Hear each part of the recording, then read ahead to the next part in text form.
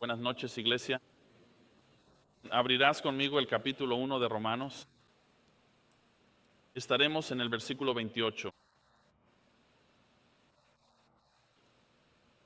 hasta 32. Para dar contexto, voy a empezar en el versículo 26.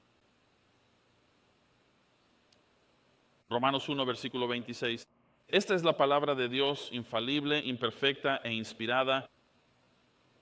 Por esta razón, Dios los entregó a pasiones degradantes, porque sus mujeres cambiaron la función natural por la que no lo es. De la misma manera, también los hombres abandonaron la función natural de la mujer y se encendieron en sus deseos los unos por los otros,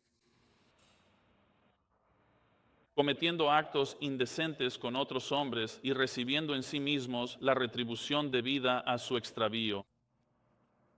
Y así como no consideraron digno reconocer a Dios, Dios los entregó a una mente depravada, para hacer cosas que no convienen, estando llenos de injusticia, maldad, avaricia, malicia, llenos de envidia, homicidio, contienda, engaño, malignidad. Son chismosos, calumniadores, aborrecedores de Dios, insolentes, soberbios, jactanciosos, inventores de males, desobedientes a los padres, insensatos, desleales, sin afecto natural, sin misericordia y todo lo demás. Saben el decreto de Dios, que los que practican tales cosas son dignos de muerte. No solo las hacen, sino que también aprueban a los que las practican. Ora conmigo. Padre, venimos ante ti esta noche mientras miramos tu palabra y vemos la depravación del hombre, la caída de la humanidad. No queremos mirar esta porción de la Escritura y buscar excusas para nosotros mismos, sino que queremos estar desarmados en el sentido de quedar expuestos en nuestro pecado para ver correctamente y que tú produzcas ese cambio en aquellos que te pertenecen. Por la fe que podamos confiar aún más en ti hoy y que veamos al mundo como realmente es, perdido. Úsanos, te lo pedimos en el nombre de Cristo. Amén. Así que supongo que no debería sorprender, pero esto se convirtió en una serie de 2 partes. Así que esta noche será la primera parte titulada El mensaje es una mente abandonada, una mente abandonada. Y la razón es que usualmente cuando llegamos a estas porciones de la Escritura es necesario hacer un estudio de palabras. Y si se fijan, desde el versículo 29 hasta el 31, hay muchas palabras para describir la depravación del hombre. Mientras estudiaba esto, recordé una historia. Estaba ambientada a principios del siglo IV. Es justo en esa época cuando la navegación en los océanos era algo bastante nuevo. Y hay una historia de una tripulación que estaba en un barco bastante grande y al comenzar su travesía decidieron que su capitán estaba loco. Llegaron a esa conclusión después de unos días en alta mar.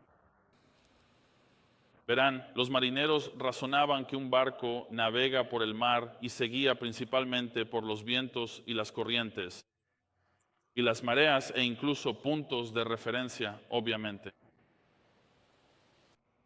Pero el capitán no negaba estas cosas. Él defendía esas cosas, pero también sabía que tenía a su disposición cosas seguras y fijas que Dios había dado a los hombres para navegar los mares. El capitán del barco observaba las estrellas, pero los marineros las descartaban con su conocimiento, que en realidad no era más que ignorancia, y lo miraban como si estuviera completamente loco, con asombro, y no seguían en absoluto su guía. Argumentaban que la humanidad ya había cartografiado todas las corrientes y mareas con precisión. Pensaban que mirar hacia los cielos era reconocer la inutilidad e incluso la tontería. ¿Por qué mirarías hacia arriba para viajar por el mar? Así que lo que finalmente hicieron con el capitán fue encerrarlo cuidadosamente en la bodega oscura del barco y sin la presencia de su valiosa guía y experiencia, muy pronto, lamentablemente, naufragaron.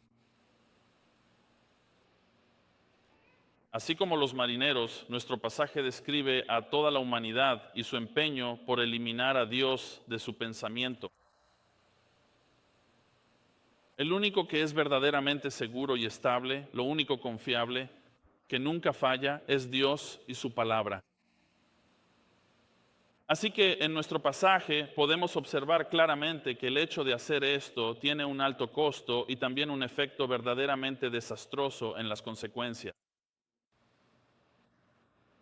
Pero la pendiente resbaladiza no comienza simplemente con la eliminación de Dios de nuestros pensamientos, porque vemos que en el pasaje empieza en el versículo 28, pero no comienza ahí. Como recuerdan en el versículo 21, miren lo que dice el versículo 21, porque aunque conocían a Dios, no le honraron. Así que esta falta de honra a Dios realmente llevaría a una mente inútil y sus corazones insensatos serían oscurecidos. El versículo 21 lo dice al final. Luego el versículo 24 dice, por lo cual Dios los entregó. Vemos la primera de estas afirmaciones, que Dios los entregó y los entregó a deseos desenfrenados, a la lujuria desenfrenada del corazón.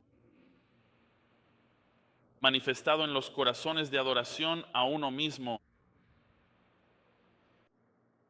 Y en esa falta de control vemos esto, que empeora en el versículo 26. Dice, por esto Dios los entregó a pasiones degradantes.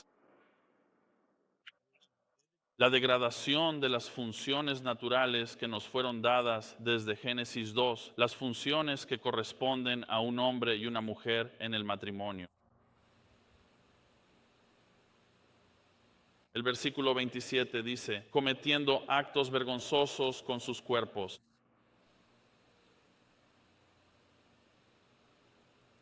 La última de estas progresiones naturales, que yo diría que son realmente desastrosas, que vemos, la última entrega, está claramente en nuestro pasaje en el versículo 28, cuando dice que los entregó a una mente depravada.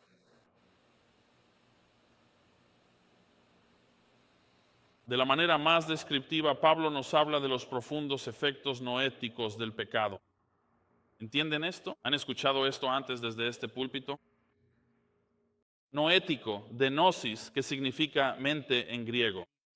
Así que cuando hablamos de los efectos noéticos del pecado, hablamos de la manera en que el pecado ha corrompido la mente, ha deteriorado el discernimiento y distorsionado la razón, ha cegado al hombre natural para que no entienda la Biblia, y eso se manifiesta en una vida defectuosa en deseos y comportamiento. Esto es lo que le sucede a la mente que no ha sido renovada por la regeneración. Juan Calvino lo expresó de esta manera, y cito, estamos tan completamente controlados por el poder del pecado que toda la mente, todo el corazón y nuestras acciones están bajo su influencia. Este es el versículo 28. Esto es lo que él está diciendo. Lo leeré de nuevo. Dice, así como ellos no consideraron digno reconocer a Dios, Dios los entregó a una mente depravada para hacer cosas que no son propias, naturales. Así que quiero que exploremos tres cosas. Hay tres encabezados: el conocimiento abandonado, la moralidad abandonada y la autoridad abandonada. Veremos el primero y luego la mitad del segundo, y la próxima semana terminaremos el resto, pero por esta noche está bien. Pueden anotar esos encabezados: conocimiento abandonado, moralidad abandonada, una autoridad abandonada. Todavía estamos con el conocimiento abandonado. Vemos esto en el versículo 28, que el conocimiento abandonado que ellos tuvieron fue que abandonaron su reconocimiento de Dios. Así que todavía estamos analizando estos efectos noéticos del pecado. Pablo lo explica de manera diferente a como lo vemos aquí. De hecho, lo expone más a fondo en Efesios 4. Pueden buscarlo ahora mismo. Mantengan su dedo en Romanos. Yo definiría la mente caída en 3 puntos. Aquí van a ver algunos subpuntos. Pueden anotarlos. Vamos a llegar a ellos eventualmente ahora mismo. Pero 3 subpuntos bajo el conocimiento abandonado son fracaso cognitivo, animosidad espiritual y decadencia moral. Fracaso cognitivo, animosidad espiritual y decadencia moral.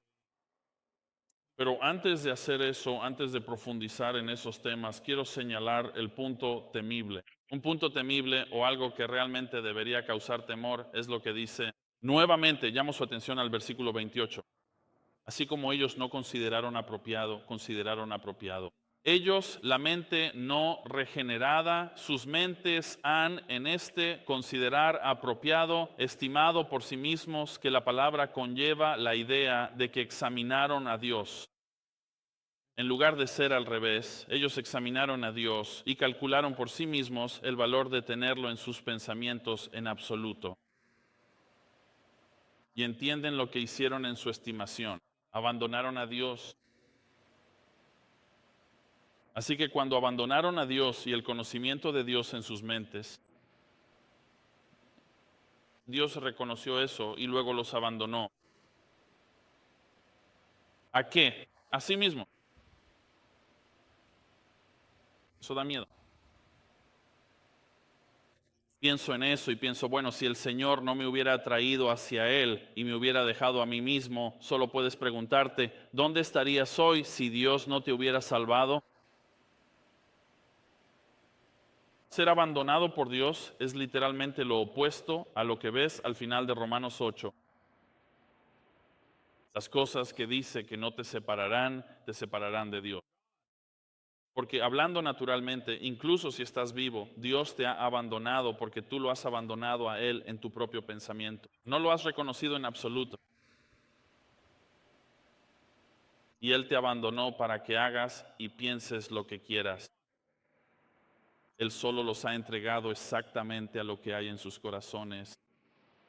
No es como si Dios hubiera añadido algún nuevo pecado en su vida, porque eso no es lo que hace Dios. Él es justo y santo, no produce pecado en el pecador. Pero como te di la ilustración la última vez, es como, sabes, recuerda que te hablé del tira y afloja y Él simplemente suelta la cuerda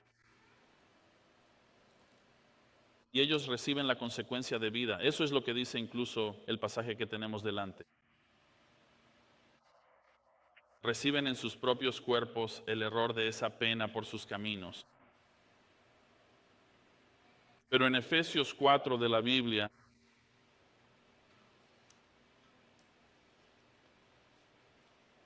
ves en el versículo 17, voy a pasar por el 19.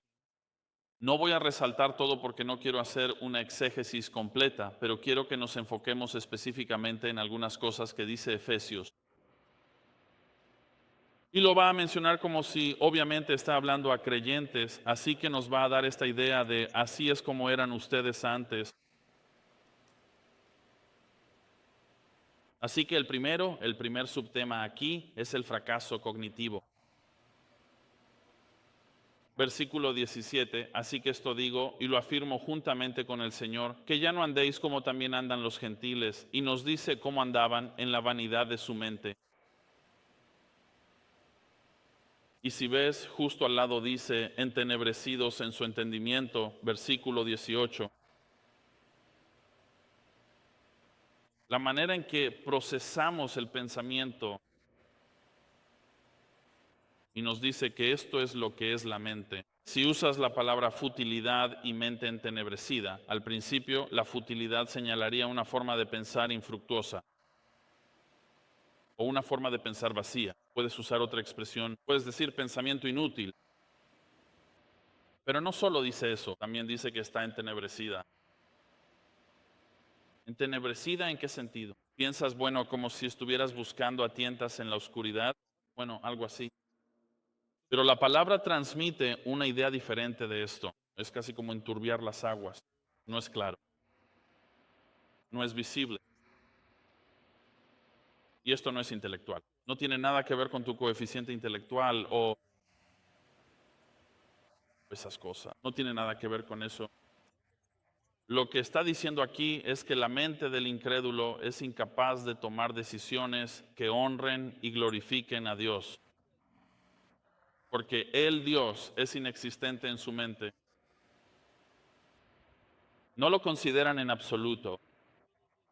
Así que hay una especie de falla cognitiva en la que no saben razonar correctamente. Sin Dios, realmente, sin Dios en tu pensamiento, no tienes un pensamiento correcto. En realidad es como tratar de atrapar el viento. Es sorprendente que incluso los incrédulos tomen decisiones correctas, al menos decisiones morales, que aún honren a Dios, pero las toman por error. Esto lo vemos más adelante. La razón por la que las conocen es porque la ley está escrita en el corazón. Esto se puede comprobar bastante rápido. Hablamos con un creyente y les estás guiando a través del Evangelio. Comienzan a hacer afirmaciones de verdad sobre la moralidad. Entonces les haces preguntas como, bueno, ¿de dónde sacan esa moralidad? No lo saben. Creen que es simplemente algo social, pero eso no es cierto. Porque las sociedades han fracasado, ¿no es así? Todavía hoy tenemos sociedades que están fracasando. Vas al Medio Oriente y hay personas con las que no interactuamos, así que no tenemos idea, que desde pequeños son criados para odiar a ciertos grupos de personas. Eso no lo entendemos. Y para ellos dirían, bueno, eso está bien. Y de esto es de lo que se está hablando. Este fallo cognitivo para tomar decisiones piadosas no existe porque no conozcan a Dios. Pero no es solo eso, porque si eso es cierto, entonces lo siguiente que nos dice Efesios también es cierto, esta animosidad espiritual. Porque como resultado de esto, en el versículo 18, la segunda parte, la segunda mitad del versículo, dice que están excluidos de la vida de Dios por la ignorancia que hay en ellos. De nuevo, esto no está hablando, escuchen, esto no está hablando de intelecto. No está hablando de intelecto. La ignorancia que hay en ellos está hablando de una falta de conocimiento de Dios voluntaria y deliberada. Ellos eliminan, de nuevo Romanos 1, eliminan el conocimiento de su pensamiento.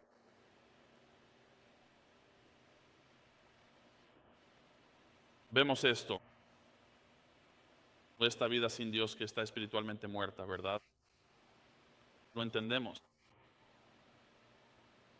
Y eso tiene sus consecuencias. Romanos 6:23 dice que la paga del pecado es muerte. Miramos hacia atrás en Romanos, mantén tu dedo en Efesios.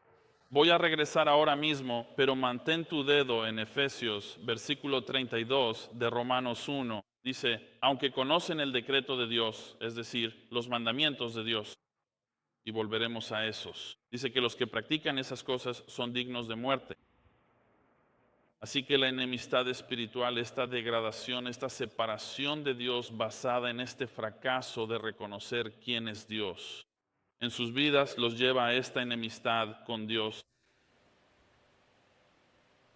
Pero el corazón nunca se queda ahí. Y en Efesios 4, en el versículo 18, la segunda parte dice que es por la dureza de sus corazones. Este es el propósito, esta es la razón por la que han llegado a esta conclusión, porque han endurecido su corazón. Pero como dije, el corazón nunca se queda ahí, no se queda ahí, es imposible. Así que pasa a la decadencia moral.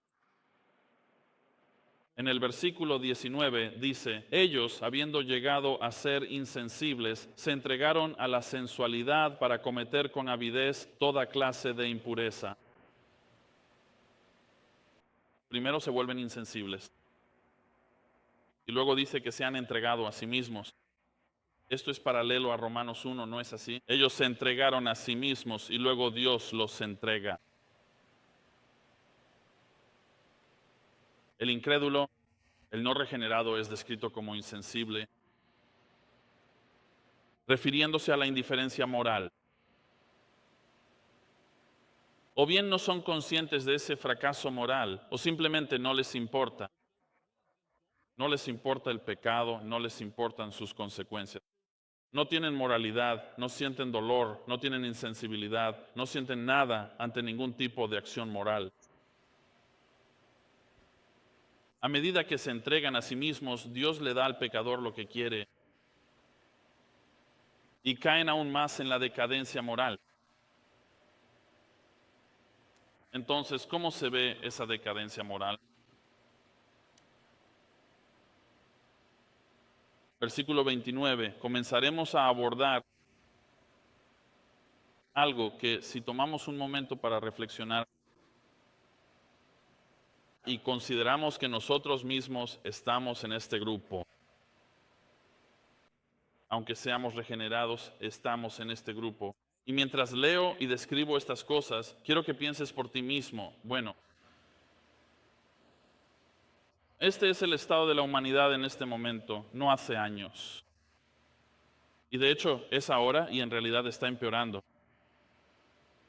Y algunas de las cosas que Pablo nos va a decir aquí son muchas de esas cosas que incluso mientras avanzamos en el libro son pecados respetables. Cosas que incluso los creyentes dirían, bueno, nosotros también pasamos por alto esas cosas. Pero quiero que pienses correctamente y digas, está bien, no deberíamos hacer eso. Pero además, aparte de eso, si no las aceptamos en el mundo, entonces no deberíamos aceptarlas dentro de la iglesia. Quiero decir, es cierto, ¿no? O debería ser cierto. Porque vemos esto y Él nos habla de esta mente depravada. Y hay tantas iglesias, tú lo sabes, pero sabes que hay muchas iglesias que no quieren señalar el pecado. No quieren resaltarlo. Voy a tomar 2 semanas para resaltar el pecado. ¿Sabes por qué? Porque esto es lo que va a pasar. A menos que sepas esto, a menos que lo tengas profundamente arraigado en tu corazón, en tu alma y en tu mente, y estés pensando claramente sobre estas cosas, entonces lo que sucederá es que harás 2 cosas.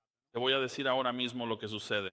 Una es que verás correctamente a tu alrededor todos estos pecados de personas que no son salvas, y eso debería impulsarte a acercarte a ellas con el Evangelio. Y número 2, te llevará a examinarte a ti mismo y a eliminar cualquier pecado residual que aún esté ahí y que en realidad refleje. Si pones esto frente a ti, es como un espejo en tu cara que te dice, este eres tú.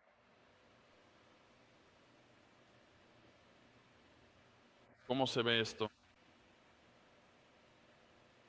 El segundo punto, esta moralidad abandonada.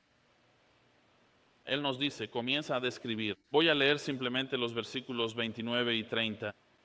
Estando llenos de toda injusticia, maldad, avaricia, perversidad, llenos de envidia, homicidio, contienda, engaño, malignidad, son chismosos, calumniadores, aborrecedores de Dios, insolentes, arrogantes, jactanciosos, inventores de males, desobedientes a los padres. Así que tenemos una lista. Es casi todo. Hay un poco más, pero tenemos una lista. Y las 2 primeras cosas que menciona, quiero hacer esto. Pablo está haciendo algo general. Estos son los pecados predominantes. Estos son los 2 pecados predominantes y los menciona injusticia y maldad. Estos son entendimientos más amplios que en realidad engloban todos los que vamos a ver a continuación desde aquí. Pero él coloca estos 2 en cierto sentido juntos para explicar 2 cosas. Una, la violación de la conducta correcta. Eso es la injusticia, la violación de la conducta correcta. También podrías describirlo en una palabra como injusticia. Luego la segunda palabra que usa es la palabra maldad. Conocemos esta palabra. Él ya la ha usado antes, de nuevo, es porneia. De nuevo, para describir Levítico 18, 22 hasta el capítulo 20, el código levítico de conducta sexual o la ética de Dios en la conducta sexual, todas las cosas que Él prohíbe. Y Él ya han hablado de algunas de ellas más arriba en nuestro texto, ¿verdad? En los versículos 26 y 27, Él lo destacó. Uno de los pecados sexuales más repugnantes y degradantes Así que él menciona primero la conducta incorrecta, la violación de la conducta correcta y la injusticia, y luego la violación de la conducta incorrecta y la ética sexual al violar lo que Dios ha dicho que es correcto y natural. Así que en ese contexto avanzamos. Si estas cosas son una violación de la conducta justa en la vida, y lo son, pero lo son especialmente en el área de la moralidad sexual, no es lo mismo. Escucha, no es lo mismo. La gente dice, bueno, si un pecado te envía al infierno, ¿no es todo pecado igual? No, no lo es. No lo es. No te he explicado esto en el sentido de que si le mientes a tu esposa, ella se enojará contigo hoy, tal vez mañana. Pero si le mientes a un gran jurado, irás a la cárcel. Así que hay una diferencia. La inmoralidad sexual no es lo mismo. El pecado que cometes en tu cuerpo dice que no. Pero no es casualidad que la inmoralidad sexual y la moralidad general nunca estén solas, porque esto continúa en esta lista. Estas cosas nunca están solas. ¿Recuerdas la frase, la miseria ama la compañía?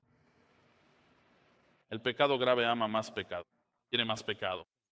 Así que si ves esto en la vida de las personas, y te lo digo, si estás aconsejando a alguien y hay un pecado particularmente atroz, ten por seguro que estos pecados están muy cerca de esas cosas. Porque de nuevo, cuando el pecado se acumula, se multiplica y continúa. Así que repasemos esta lista. Va a tomar un tiempo, pero mira el primero. De nuevo, mira el versículo 29. Dice, el siguiente después de la maldad dice avaricia. Avaricia. Y pensamos, hombre, ¿la avaricia es realmente tan grave? Sí, lo es. Lo es. La avaricia es un deseo insaciable de tener más. Quiero decir, Pablo le dice esto a Timoteo. Le dice, mira, el contentamiento es de gran piedad, de gran ganancia, pero acompañado de contentamiento.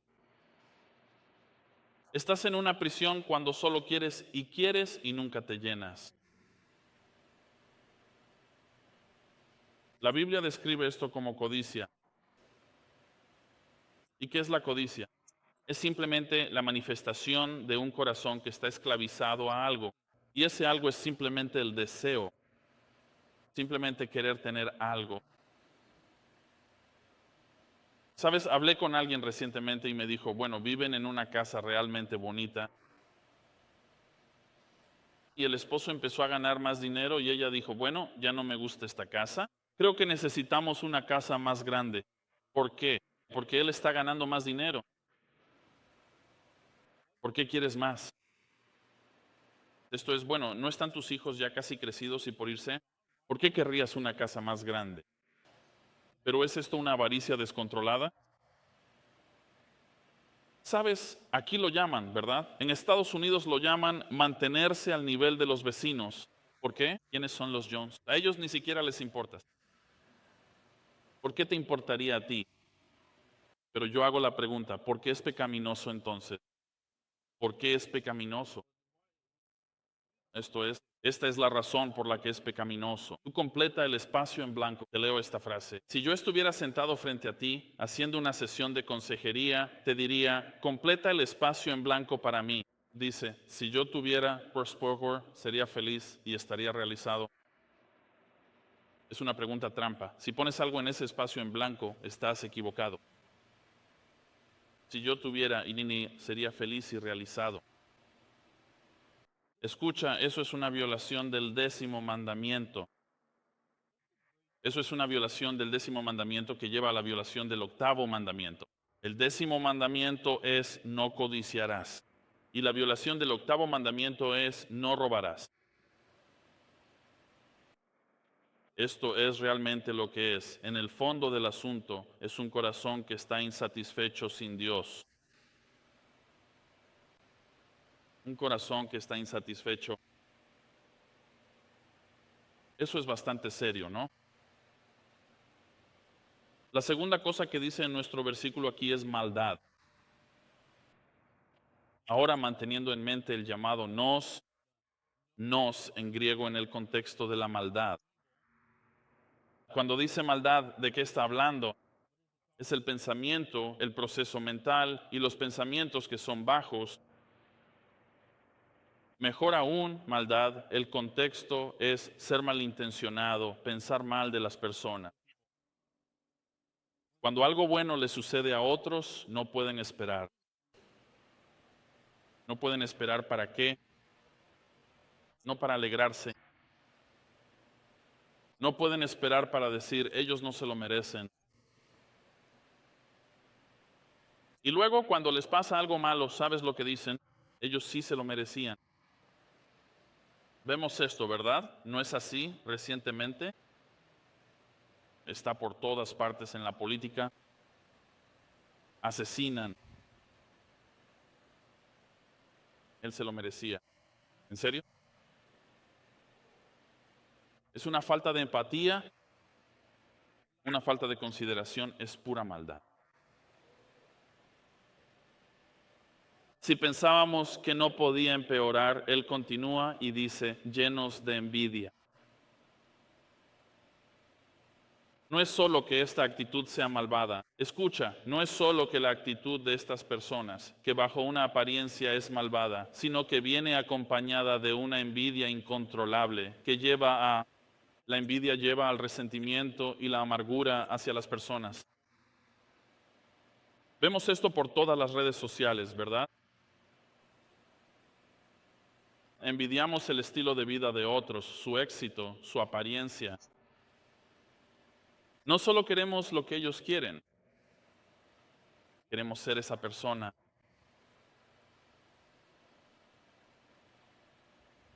Es autodestructivo vivir de esta manera,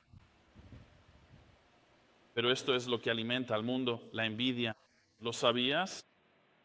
Esto es lo que alimenta al mundo, la envidia. La razón por la que existen las redes sociales, en su mayoría, es por la envidia.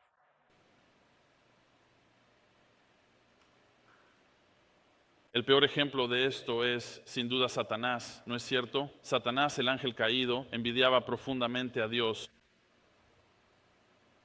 Él envidiaba a Dios. Lo seré.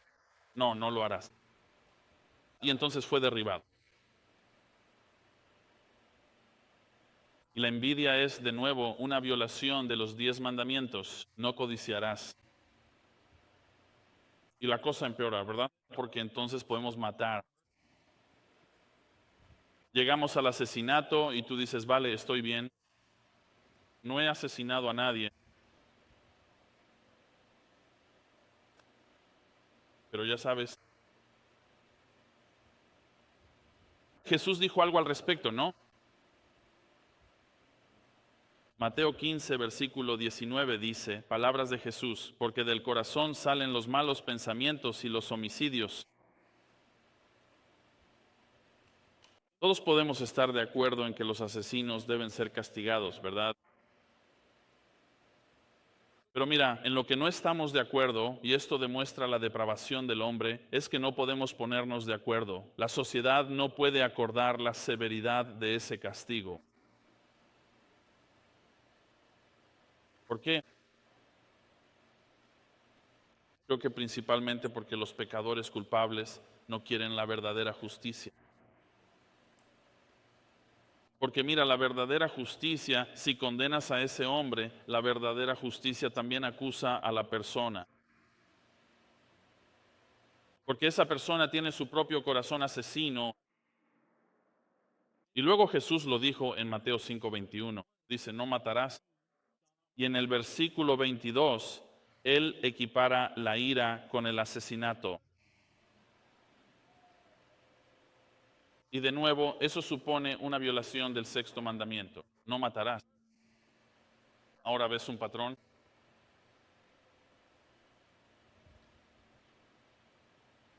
Lucha, lucha. Keep fighting. Never give up.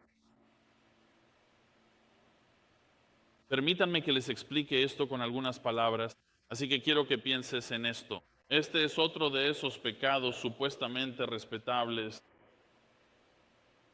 Lucha. ¿Cómo describirías la discordia? Discordia. división,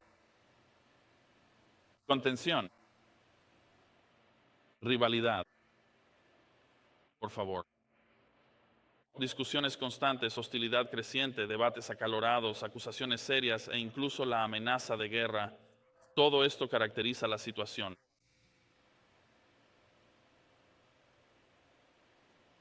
Estas cosas aparecen en las noticias todos los días, ¿verdad?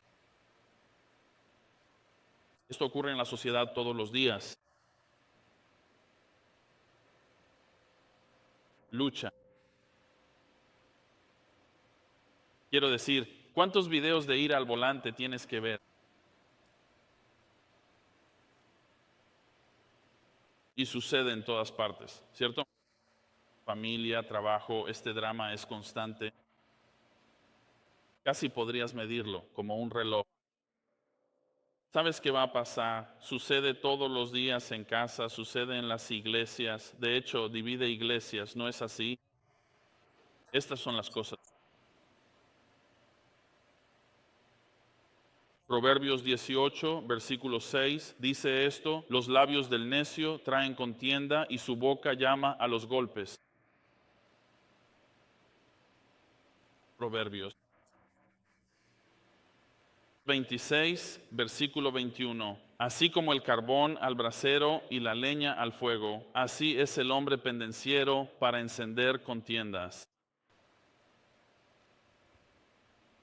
¿Por qué?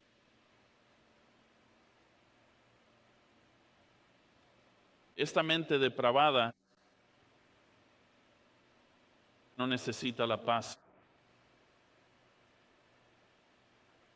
Y de nuevo los remito al contexto de este pasaje. La contienda de este incrédulo no es principalmente con las personas, ¿entienden eso? Es con Dios. Pero ¿saben por qué eso se manifiesta en las personas que los rodean? Porque no pueden llegar a Dios.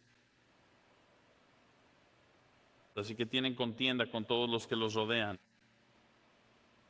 No poder vivir en paz. La siguiente palabra que usa es engaño. Saben, hubo un tiempo en que éramos Grace the Valley. Creo que fue la primera semana que habíamos ido a un servicio de iglesia un domingo por la mañana. Y era un servicio de comunión. Y recuerdo que justo cuando MacArthur iba a repartir los elementos, primero hizo un anuncio y comenzó a hablar sobre una mujer en la congregación que había engañado a muchas personas para quitarles dinero, grandes sumas de dinero. Ella prometía grandes ganancias y se aprovechó de esas personas. Y en ese momento estaban anunciando a ella y su nombre para removerla de la iglesia, para excomulgarla. Ella se aprovechó de ellos con astucia. Ellos confiaron en ella. Ella utilizó métodos deshonestos, usó astucia, traición, manipulación y mentiras. ¿Y qué es esto? ¿Qué es este engaño? ¿No es acaso tratar y defraudar a alguien? Y no estamos hablando solo de dinero. Estamos hablando simplemente de que tú quieres algo de ellos y estás dispuesto a decir y hacer cualquier cosa. Esto estaba ocurriendo en la iglesia de Corinto. Acompáñenme a 1 Corintios capítulo 6. Y esta es una de las porciones más tristes de las Escrituras. Creo que es una de las porciones más tristes de la Biblia. Esta iglesia está siendo corregida abiertamente. Él les dice en 1 Corintios 6, versículo 5, que esto está comenzando entre ellos. Les está diciendo que ustedes van a juzgar a los ángeles. Y cuánto más en estos asuntos de la vida, dice en el versículo 3, ¿verdad? Él está hablando de estos tribunales que se estaban demandando entre ellos. Él dice esto en el versículo 5. Él dice, digo esto para vuestra vergüenza. ¿Acaso no hay entre ustedes ni un solo hombre verdaderamente sabio que pueda decidir entre sus hermanos? ¿Y este engaño, no hay alguien ahí que intente resolver este asunto? Pero hermanos, dice, el hermano va a juicio contra el hermano. ¿Y eso ante quién? Incrédulos. Ante un tribunal incrédulo. Él dice, en realidad entonces ya es una derrota para ustedes. Si vas a juicio y llevas a tu hermano, ya perdiste, dice él. El testimonio de la iglesia se ha perdido y dice que tienen pleitos entre ustedes. ¿Por qué no mejor ser agraviado? ¿Por qué no mejor ser defraudado? Pero piensen en esto, estos dos lados. Él les ha dado consejo a ambos, aquel que ha defraudado, el engañoso. Y hay un mecanismo en la iglesia, como dije al principio de esto, hay un mecanismo en la iglesia en Mateo 18 para remover a esa persona. Y luego le dice al otro, no pierdas el testimonio de la iglesia. Sí, te han engañado, pero por favor no lo empeores de ninguna manera. Pero es triste decir que eso incluso todavía sucede en la iglesia, sucede hoy. La siguiente palabra, piensen en esto, malicia. Volvamos a Romanos. Utiliza la palabra malicia. Y la palabra que se puede ver aquí, tanto en griego como en inglés antiguo, se usaba de forma diferente. En lugar de malicia, usarían la palabra malevolencia. No benevolencia, sino malevolencia. Piensa en lo opuesto a la palabra benevolencia. Y te daré la definición de benevolencia si no la conoces. Dice que en latín bene significa bueno o bien y benevolencia significa desear o querer. Así que la benevolencia es desear el bien a la persona, tener buena voluntad, benevolencia hacia esas personas. Incluso aquí en la iglesia tenemos el fondo de benevolencia. Cuando alguien aquí en la iglesia está pasando por dificultades, tenemos un fondo para poder mostrar buena voluntad. Quieres lo mejor para esa persona en su vida. Eso es lo que significa. Malicia o malevolencia, piensa en esto, en lo que significa. Para aquellos de ustedes que hablan español, ya lo habrán podido escuchar. Mal, M-A-L. En español significa mal. Valencia, de nuevo, al deseo. Es desearle el mal a alguien. Desearles el mal. ¿Sabes? Ves esto en nuestro lenguaje porque recuerdas cuando hablas de milicias, ejércitos que hacen daño. Así que esta malicia, en el fondo del asunto, realmente desea el mal, desea lo peor para alguien. Conecta todas estas cosas, ¿verdad? El engaño y todo lo anterior. Y entonces sientes como si, bueno, acaba ahí, bueno, no puede terminar, tiene que continuar. Y lo ves con estos últimos que te voy a señalar. Cuando miras el versículo 29 dice, son chismosos, solo para tener cuidado de que esas dos palabras son no están ahí. No está en el original, simplemente dice chismosos y esa es una mejor manera de describir esto. No dice son, simplemente dice, ¿sabes qué? Maldad, chismosos. Casi se siente más fuerte no poner son, porque parece como si pudieran alejarse de esto y decir, bueno, hoy no son chismosos, pero ayer sí eran chismosos. No, simplemente dice chismosos, es parte de su carácter, eso es lo que son. Pero ¿qué es el chisme? ¿Qué es el chisme? Te voy a decir esto, el chisme, según Santiago capítulos 3 y 4, ha arruinado más iglesias que cualquier otra cosa. ¿Qué es el chisme? Son palabras antiguas que ya no utilizamos actualmente, propagadores de rumores, aquellos que viven para hacer esto casi como si quisieran acaparar el mercado, y esto es lo que sé, y yo colecciono cosas, colecciono rumores o colecciono cosas que son parcialmente ciertas y luego las difundo, las envío. Otra palabra que se usa es chismosos. Cuentan información que no es necesaria. Escucha, te voy a decir esto. Si el chismoso fuera honesto, si pudieras tener aquí a alguien que continuamente se dedica al chisme, si fuera honesto, diría que lo disfruta. Les resulta placentero. Les resulta placentero difundir rumores o información. ¿Por qué? ¿Por qué siquiera dije eso? Voy a leerte algunos proverbios para justificar un poco eso, o al menos para darte alguna evidencia al respecto. Pero les trae, ¿sabes qué les trae? Un sentido de autojustificación. Es una forma de compararse con la vida de otra persona. No les basta con vivir así, sino que necesitan rebajar a otros a través del chisme. Y esta autojustificación no es más que legalismo disfrazado, ¿no es así? Voy a justificarme. Proverbios 11, versículo 13 dice, el que anda de chismoso revela secretos, pero el que es digno de confianza guarda el asunto. Y conoces a personas así, ¿verdad? Que si quieres organizar una fiesta, no hagas una invitación, solo dile a esa persona, ellos se lo contarán a todos, gente al azar aparecerá. No saben cómo guardar un secreto y no es como si tuvieras que decir, déjame aclarar antes de contarte algo, déjame decirte que esto es un secreto. Si tienes que añadir eso al principio de una conversación, no deberías contarle nada a esa persona.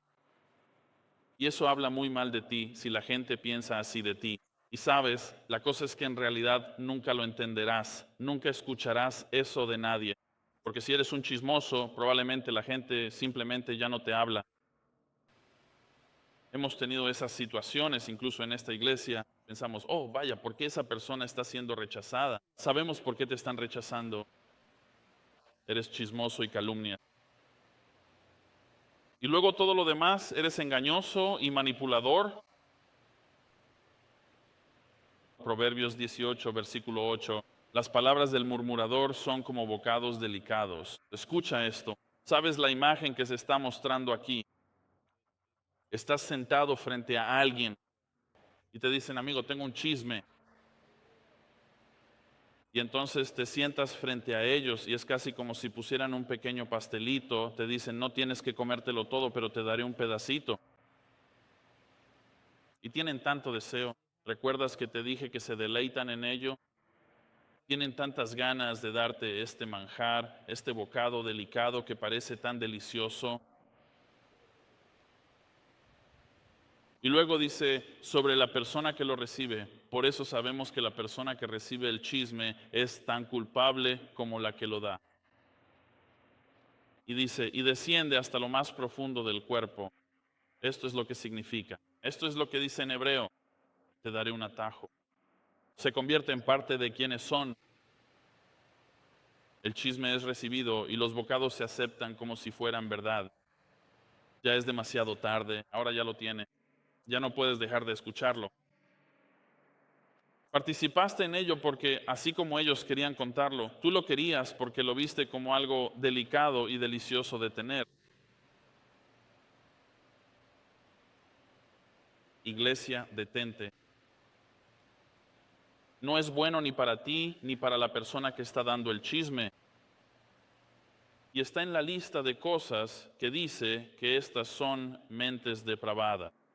Así es como funciona el mundo. De hecho, sabes, si ves las noticias, y tuve una conversación con otro tipo esta semana,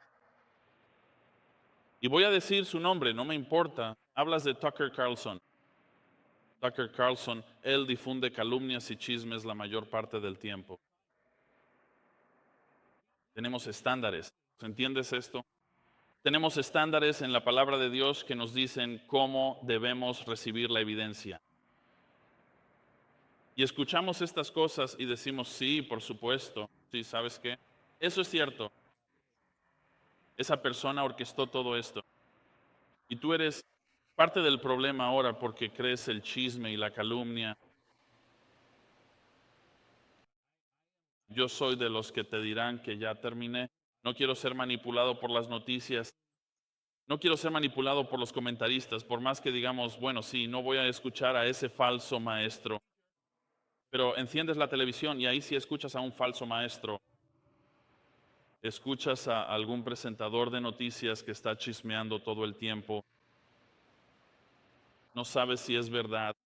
Y luego se pone peor porque si escuchas el chisme, ahora tienes esta segunda parte que es calumniosa. Así que el calumniador, la siguiente palabra en el versículo 30, y hasta aquí vamos a llegar, pero el calumniador no es solo alguien que revela secretos como el chismoso, sino que es una persona que ataca directamente por la espalda. No solo revelan secretos, ellos cambian la verdad o modifican las historias para poner a las personas en una mala posición.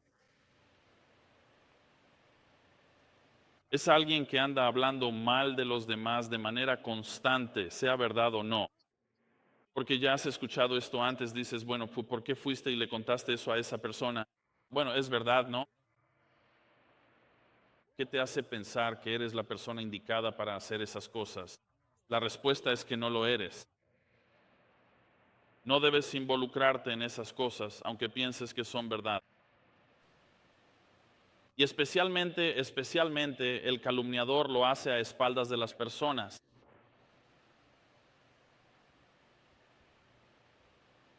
La difamación, el dañar el carácter y la reputación de alguien sin ningún tipo de restricción.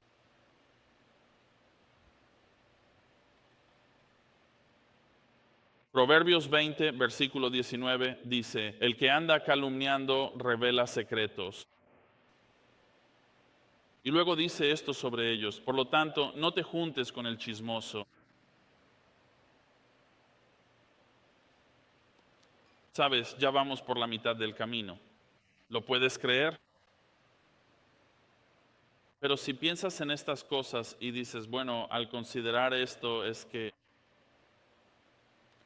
lo que el Señor ha hecho por nosotros al salvarnos, piensa en esto. Entendemos que como creyentes no estamos completamente redimidos, ¿verdad?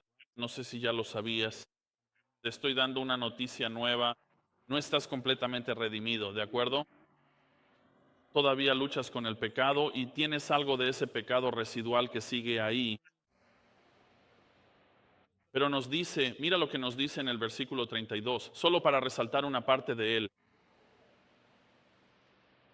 Dice en el versículo, en medio del versículo, dice que aquellos que practican tales cosas son dignos de muerte. Y lo que quiero resaltarles es esto. Primera de Juan lo hace mucho a lo largo de todo el libro. En ese momento preciso se distingue claramente al creyente del incrédulo. Dice, el que practica tales cosas. Estas cosas que leímos, que les leí y describí, son parte de la vida normal para el no regenerado. Pero para el creyente no nos distinguen porque no somos de los que practican tales cosas. No hacemos de esto una práctica de vida porque hemos sido apartados. Hemos sido apartados prácticamente en la justificación y también hemos sido apartados prácticamente en una vida de mayor santificación. No ponemos excusas para el pecado. Sabes, Romanos 7, versículo 22 dice, me deleito en la ley de Dios. Y puedo mirar atrás y decir, sí, lo hago. Amo la ley de Dios, aunque me acuse, aunque me diga que no debo vivir de esa manera. Pero lo que no hago como creyente es ignorar el hecho de que todavía existe en mí. Pablo dice esto. Así que como creyentes debemos rechazar estas cosas y estar matando estos pecados dentro de nosotros. Nuevamente, no poniendo excusas para ellos, sino confesándolos. Tomando del brazo a un hermano o hermana y diciendo, ¿sabes qué? Por favor, ayúdame a rendir cuentas en estas áreas.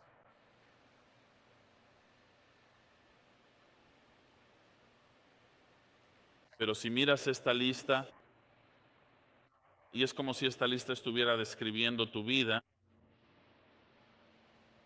Quiero que sepas algo, el regalo de Dios, el regalo de la salvación en Cristo solamente puede lograr lo que ningún psicólogo o terapeuta humano puede hacer por ti. Ninguna pastilla, ninguna medicina puede hacer eso por ti. Escucha. Dios puede hacer lo que ningún esfuerzo humano puede lograr, ni siquiera por ti mismo.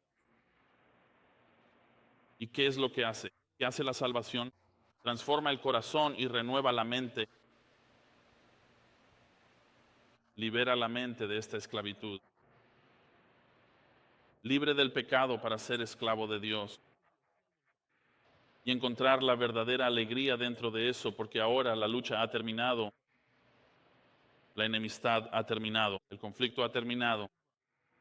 El engaño ha terminado. El chisme ha terminado. La malicia ha terminado. Se acabó.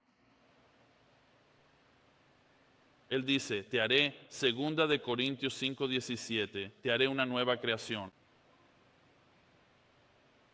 Y diariamente caminaré contigo y renovarás tu mente y te cambiaré desde adentro hacia afuera. Y la iglesia cree esto, ¿verdad? Y estamos de acuerdo con ello. Decimos, amén, esto es lo que Dios hace. Así que la próxima semana veremos más a fondo el último de estos. Leeré algunos de estos. Odiadores de Dios, insolentes, arrogantes, jactanciosos, inventores de maldad, desobedientes a los padres, sin entendimiento, indignos de confianza, sin amor, sin misericordia,